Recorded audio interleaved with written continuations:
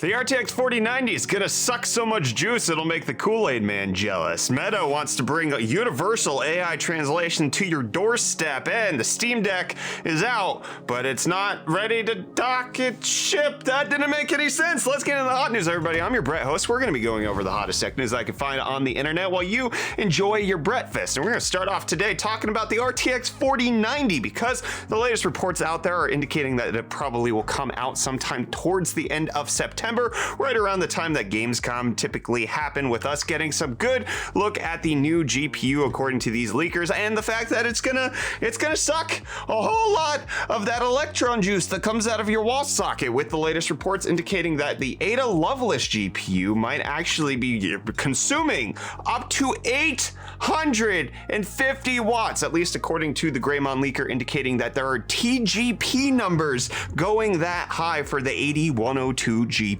And with it being backed up by a different well-known leaker indicating that they have seen the 800 watt target for the 90 class GPU before. 450 watts for the 4080, 600 watts for the 4080 Ti, and 800 watts for the 4090. Just to put that in some sort of context for your brain, 350 watts is where the current 3090 is sitting. The BF GPU, the big funkin' GPU that NVIDIA released. Absolute large mad lad. You can't use under 750 watt power supply for that bad boy.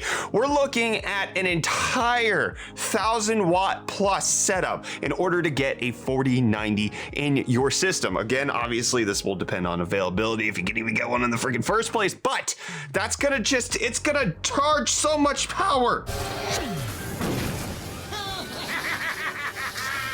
I mean, if you think miners getting their hands on these cards, you think what happened to Texas in the middle of winter last year was a problem? Wait until this goes down. Friggin' turn the entire state of Texas blue like Jamie Foxx. That's an amazing Spider-Man 2 reference, not a political reference. Anyways, would you be buying a GPU? Let's say it's affordable, right? Let's say there's no price increase and it's really just you're getting the fastest graphics card ever made. Let's say it's twice as fast as the 3090, but it consumes 800 watts. You slide on one of these bad boys in your system, let me know down below in the comments. But NVIDIA wants your money regardless, okay? You can't spend $1,500 on a GPU because you're some sort of middle class person, huh?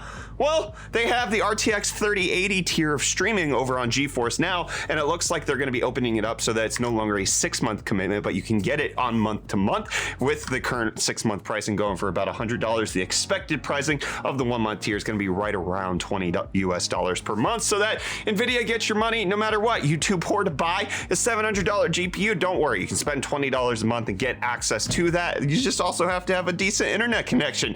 Are you interested in GeForce Now speed? Let me know down below in the comments, and I'm gonna let you know what Cryptostonks is doing today. Bitcoin up a little bit. Had a really rough middle of the day for reasons, you know, geopolitical instability, some really rough situations going down in the side of Europe that we don't really cover here on Hot News because we talk about tech news. Maybe that, but it's up 1.8% after that little dip, being at 38,388, and Ethereum up a little bit as well, suffering from the same little dip, collapsing to $2,300 in the middle of the day. And Dogecoin, however, not recovering. It looks like when there is instability, it might be the real cryptocurrencies that stay afloat. Dogecoin down 4.25%. Who am I kidding? Dogecoin's a real cryptocurrency, all right? And Meta wants you to think that they're real. They're real people, okay? They're a real big boy who's gonna deliver real results for you to have a real experience in the real metaverse. That's totally not a ripoff of VR chat, totally not a ripoff of Second Life, totally not something that we don't need in this world right now. You know how you solve geopolitical instability? Universal AI translators, okay? Because that's really going to be a hindrance when it comes to the metaverse, is people haven't been able to figure out how to communicate in real time with their different languages. So Meta's trying to come up with a way that they can use AI to actually real-time translate other people's languages into the receiving language, which I actually, as much as I want to crap on Meta and their vision for the metaverse, I actually think this is really cool technology that we actually need. We've seen several startups try to hit at this in the real world, where you have an earbud that can auto-translate wait, if this could be done in the metaverse, that would be neat, as long as that technology then gets exploited everywhere and could be used on other platforms and not just Meta's metaverse, because that just, I'm not gonna go into the metaverse to have a meeting because it's the only place that has a universal AI translator. Can somebody else beat Meta to this so that we can patent it and make it so that Zuckerberg's not the one who's like having all this happen? Or they're probably gonna buy the company who does figure it out. So no, we all just have to deal with the fact that metaverse is gonna take over our lives. And Apple, has it taken over your life? Probably not, because you're watching this channel. But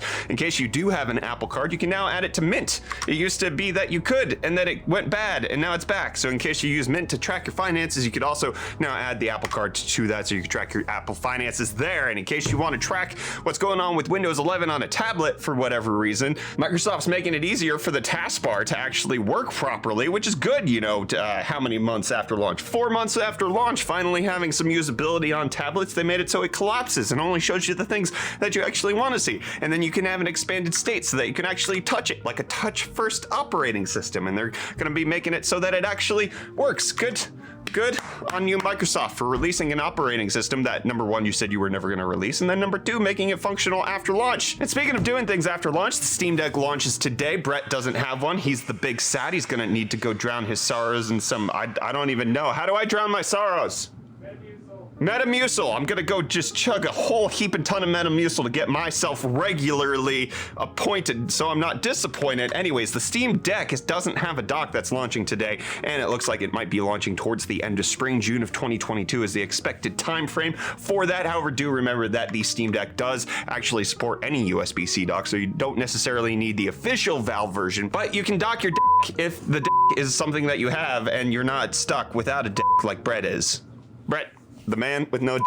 But it doesn't look like the Steam Deck competitors are really heating up. The AyaNeo Next was something that we were waiting on. They announced that it's gonna have a 5825U processor involved. It's gonna have a faster CPU than the Steam Deck does, but a worse GPU, and it's gonna have a worse price point, with them launching their Indiegogo crowdfunding campaign in order to get you to buy this handheld gaming console. And it looks like it's gonna start at a $1,285 price point for the early bird lowest end version. 16 gigs of RAM, 1 terabyte of storage for $1,285. Obviously, that's more storage than the Steam Deck has, but it's still a really tough pill to swallow, considering that it doesn't have RDNA 2 graphics and is still based on the Vega setup. Obviously, as I mentioned, it is faster CPU, but I really think that for, especially with these lower resolution games that you're playing on a mobile handheld console, the CPU really isn't the limitation here. Having Zen 2, 4 cores, 8 threads is going to be enough for the Steam Deck. That GPU really makes the difference. So this seems like a hard pill to swallow. Let me know what you think of the AyaNeo's pricing down below in the comments, and I'm gonna let you know that I'm done. Friday episode of Hot News is over. We're gonna see you back here on Monday, hopefully, as long as stay safe out there, friends. Love you too.